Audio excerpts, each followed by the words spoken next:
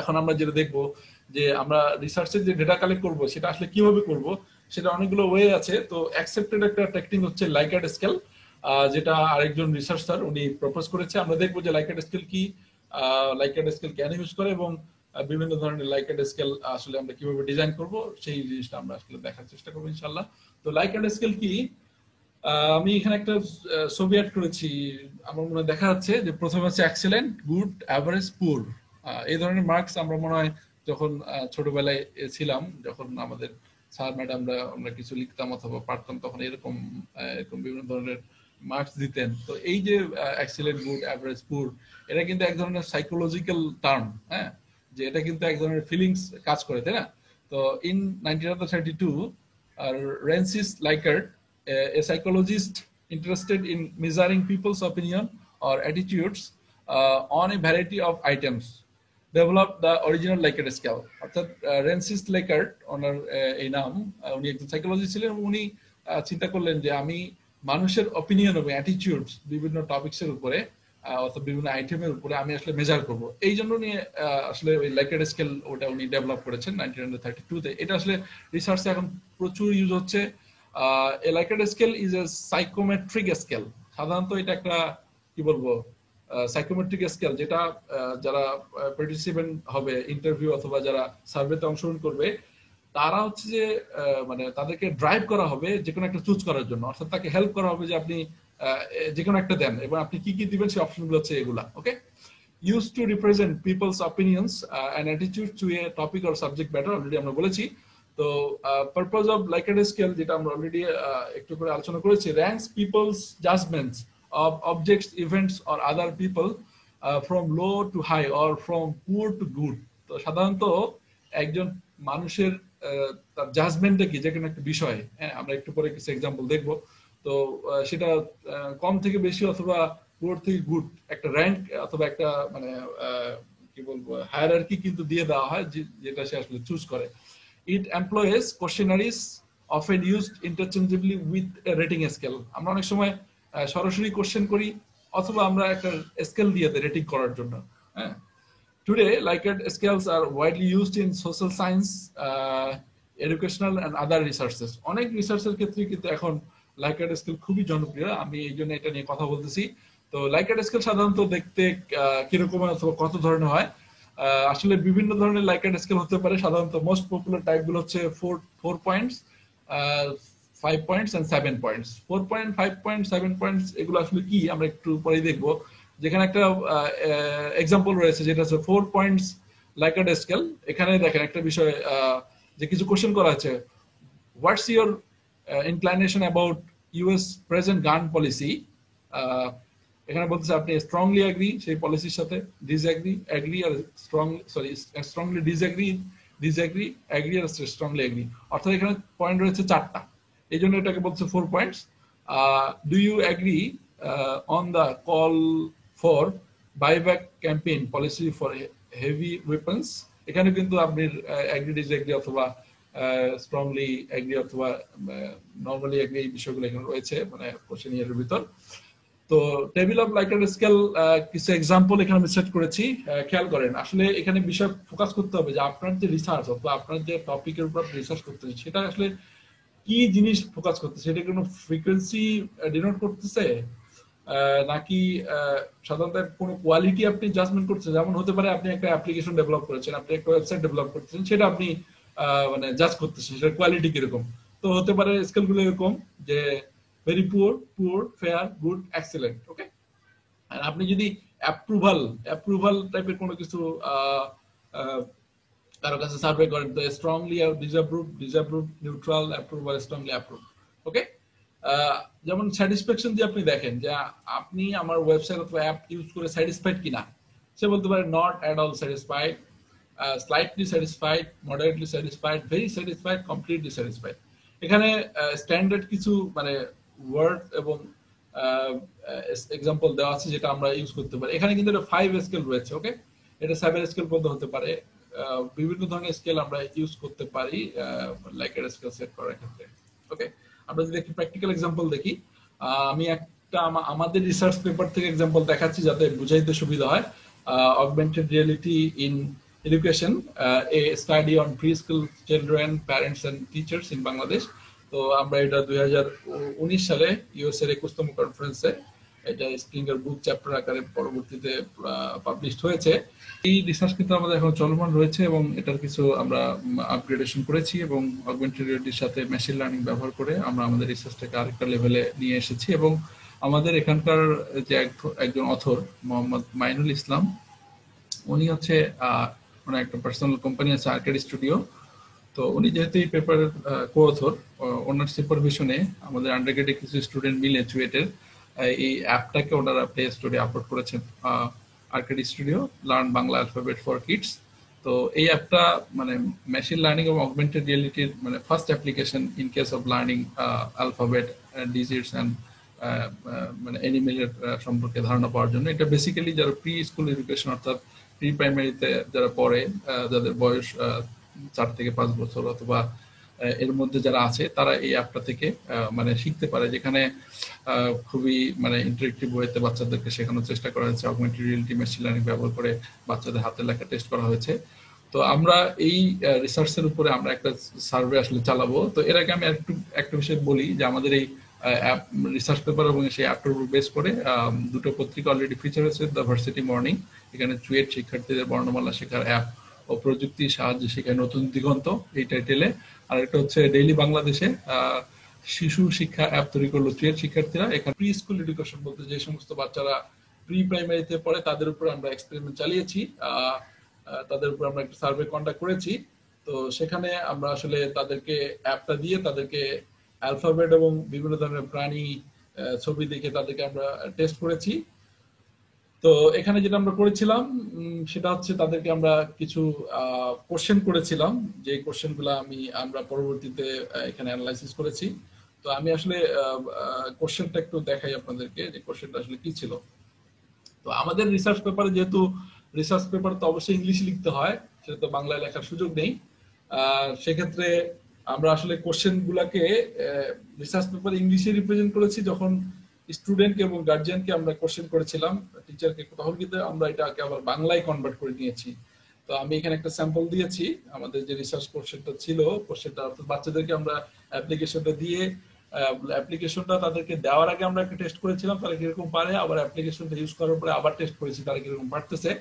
তো এখানে আমরা বাচ্চাদের ফিডব্যাক নিয়েছি। তবে বাচ্চারা যে তাদের মানে কোশ্চেন অথবা কোশ্চেনের যে আনসার গুলো দিবে, অর্থাৎ তাদের যে ফিডব্যাকটা দিবে, সেটা কিন্তু অনেক সময় সে ডিরেক্ট লিখতে পারে অথবা ডিরেক্ট দিতে পারে।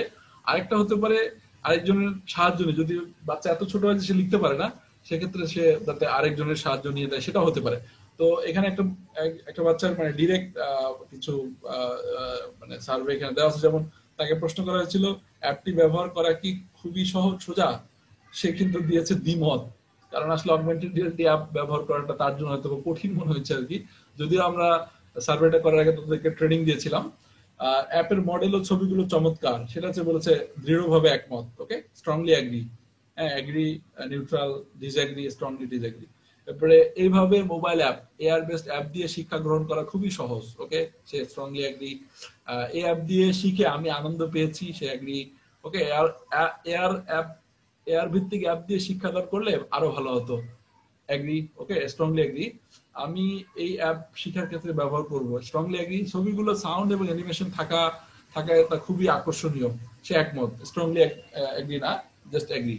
ছবি, মডেল ও ছবিগুলো দেখতে বাস্তব মনে হয়, সে এটাতে একমত। ওকে, এবং তাকে কিছু এই জাস্ট লিকার টাইপ কোশ্চেন করার পাশাপাশি আমরা কিন্তু কিছু ডেসক্রিপটিভ বর্ণমূলক কোশ্চেন করেছি। তাকে এরকম প্রশ্ন করা হয়েছিল, অ্যাপের কোন বিষয়টি তোমার কাছে সবচেয়ে বেশি ভালো লেগেছে, কেন ভালো লেগেছে? তো সে অ্যান্সার দিয়েছে হাতির ছবিটি ভালো লেগেছে, কারণ এখানে একটা হাতির ছবি ছিল, যেটা যেহেতু মানে হাতির ছবিতে দেখা যাচ্ছে হাতি সামনে এসে হাতিটা গর্জন করতেছে, সাউন্ড করতেছে এবং সে নড়াচড়া করতেছে, তো সেটা তার কাছে ভালো লেগেছে। অ্যাপটিতে কি যুক্ত করলে ভালো হবে, হয়তোবা স্টুডেন্ট অনেক কম বয়সের হওয়ার কারণে সে এটা আর বলতে পারে নাই। অ্যাপের ছবিগুলো থেকে বইয়ের ছবিগুলো ভালো না খারাপ লেগেছে, তোমার কাছে কেন এমন মনে হচ্ছে? ভালো, এগুলো লড়াছড়া করে, সে নড়াছড়া না বলে লড়াছড়া করে। চট্টগ্রাম অনেকে নড়াচড়াকে লড়াছড়া বলে, যেহেতু আমরা এই এক্সপেরিমেন্টটা চুয়েট প্রাইমারি স্কুলে করেছিলাম, সে কারণে মানে চট্টগ্রামের পার্টিসিপেন্ট বেশি, সে কারণে এখানে লড়াছড়া এসেছে। আর বাচ্চা মেয়ে এমনি লিখেছে, এটা হইতে পারে। মোবাইল ব্যবহার করে কি কি কাজ করা যায় বলে তুমি মনে করো? মোবাইল কি শিক্ষার কাজে ব্যবহার করা যায়? তাকে প্রশ্ন করা হয়েছে। ছবি দেখা যায়, গান শোনা যায়, এটা শিক্ষার কাজে ব্যবহার করা যায়। এই যে সে ডিরেক্ট অ্যান্সার দিয়েছে। আরেকটা আমরা আরেকজন স্টুডেন্টের দেখেছি, তো সে মানে সরাসরি লিখতে পারে নাই। আমাদের একজন মানে যারা সার্ভে থেকে হেল্প করেছে, একজন ভলান্টিয়ার, সে তাকে হেল্প করেছিল, সে তাদের ফিডব্যাক এখানে দিয়েছে। সে তাকে বলা হচ্ছে কোনটা ভালো লেগেছে, সে বলছে মুরগি ডাকতে পারে, হাঁটাহাঁটি করছে গরু, সে লিখেছে ভালো লেগেছে। এবং কল করা যায়, ছবি তোলা যায়, শিক্ষার কাজে ব্যবহার করা যায়, এই ধরনের কথাগুলো সে লিখেছে আর কি। ওকে, তারপরে আমরা সেম মানে সেম কোশ্চেনিয়ার না, ওখানে যেহেতু পার্টিসিপেন্টদের মধ্যে টিচার এবং প্যারেন্টস ছিল, তাদেরকে আমরা কোশ্চেন করেছি, কিন্তু তাদের কোশ্চেনটা ডিফারেন্ট ছিল কিছুটা। হ্যাঁ, একই কোশ্চেন নয়। এবং তাদের ক্ষেত্রে আমরা যেটা চেয়েছি, সেক্ষেত্রে তাদেরকে আমরা বলেছিলাম যে ছাত্রছাত্রীদের জন্য এই অ্যাপটি শিক্ষার কাজে ব্যবহার করা যেতে পারে। উনি বলছে অ্যাগ্রি, ছাত্রছাত্রীরা অ্যাপটি ব্যবহার করে আনন্দ পেয়েছে, ওকে অ্যাগ্রি। উনি দেখেছে ছাত্ররা কেমন করেছে, অ্যাপ ব্যবহার করে ছাত্রছাত্রীরা দ্রুত শিখতে পারছে। ওকে, উনি একমত। অ্যাপটি ব্যবহার করে ছাত্রছাত্রীরা কল্পনা শক্তি বৃদ্ধি পেয়েছে, আমরা এখানে একমত দিয়েছে। এবং উনি কিছু সাজেশন এখানে দিয়েছে, ওনার কিছু ফিডব্যাক রয়েছে আর কি। তো এভাবে করে কিন্তু আমরা আমাদের কোশ্চেনিয়ার ডিজাইন করার কোশ্চেনিয়ার ডিজাইন করার সময় আমাদের খেয়াল রাখতে হবে যে আমাদের রিসার্চ কোশ্চেন, রিসার্চ অবজেক্টিভটা কি, আমরা আসলে কিসের উপর বেস করে আমাদের রিসার্চটা করতেছি। যেমন আমি যদি আমাদের পেপার অবজেক্টিভের কথাগুলো বলি, আমরা কিন্তু একটু দেখলে মনে সুবিধা হবে। আমরা বলেছিলাম যে আমাদের রিসার্চ কন্ট্রিবিউশন অথবা অবজেক্টিভ হচ্ছে এই, we have developed two AI-based app with testing features to teach the Bangla alphabet and about the common animals. We have investigated the effectiveness, in particular the learning improvements. আমরা কিন্তু দেখেছি যে এটা আসলে effective, বিশেষ করে লার্নিং ইমপ্রুভমেন্ট হয়, বাচ্চারা ভালো শিখতে পারে, of using AI apps as a teaching and learning tools for preschool children. We have considered our study from the perspective of the students, their parents and their teachers in South Asian developing country Bangladesh. আমরা বাংলাদেশে করেছি। তো আমাদের এখানে learning ইমপ্রুভমেন্টটা দেখানো, plus হচ্ছে এটা যে ইফেক্টিভ সেটা দেখানো, এবং এর অ্যাপ ইউজ করে বাচ্চারা শিখতে পারতেছে সেটা কিন্তু ইম্পর্টেন্ট। তো আমরা কিন্তু আমাদের রিসার্চে ওভাবেই কিন্তু কোশ্চেনগুলো সেট করেছি। বিশেষ করে আমি যদি এটার মানে কোশ্চেনগুলো ইংলিশে দেখি, তাহলে আমরা কোশ্চেনগুলোকে কয়েকটা ক্যাটাগরিতে ভাগ করেছি। আপনারা খেয়াল করেন একটু, যে আমরা দেখেছি ইউজেবিলিটি ভাগ করেছি, স্যাটিসফ্যাকশন কিনা, ইম্প্যাক্ট কিরকম হচ্ছে, এবং ভিডিডনেস। হ্যাঁ, এবং টিচারদের ক্ষেত্রেও এবং প্যারেন্টসদের ক্ষেত্রে আমরা ইম্প্যাক্ট দেখেছি, তারা স্যাটিসফাই কিনা এবং তাদের মোটিভেশনটা কিরকম, যারা এটা অ্যাপ ভবিষ্যতে ইউজ করতে চায় কিনা এবং ক্লাসরুমে ইউজ করতে চায় কিনা এবং তাদের বাচ্চাদের ক্রিয়েটিভিটি বাড়তেছে কিনা, সেটা আমরা কিন্তু দেখিয়েছি। তো এই হচ্ছে আমাদের মানে আমাদের কোশ্চেনটা সেট করার সময় মাথায় রাখতে হবে যে আমাদের রিসার্চ অবজেক্টিভ অথবা রিসার্চ কোশ্চেনটা কি, এবং এই কোশ্চেন অ্যান্সারিং এর মাধ্যমে যাতে আমাদের রিসার্চ কোশ্চেন এবং রিসার্চ অবজেক্টিভটা ফিল আপ হয়, এটা কিন্তু একটা ইম্পর্টেন্ট এবং গুরুত্বপূর্ণ বিষয়। অনেক সময় রিসার্চ কোশ্চেনের মানে সেট করার সময় যদি আপনি কোশ্চেনগুলো ওভাবে না করেন, তখন কিন্তু আপনার রিসার্চটা ভ্যালিডেট হবে না এবং সেটা প্রুফ হবে না। এটা কিন্তু একটা ইম্পর্টেন্ট ইস্যু। ওকে, তো আমি আরো একটা এক্সাম্পল দেখাচ্ছি আরেকটা রিসার্চ পেপার থেকে।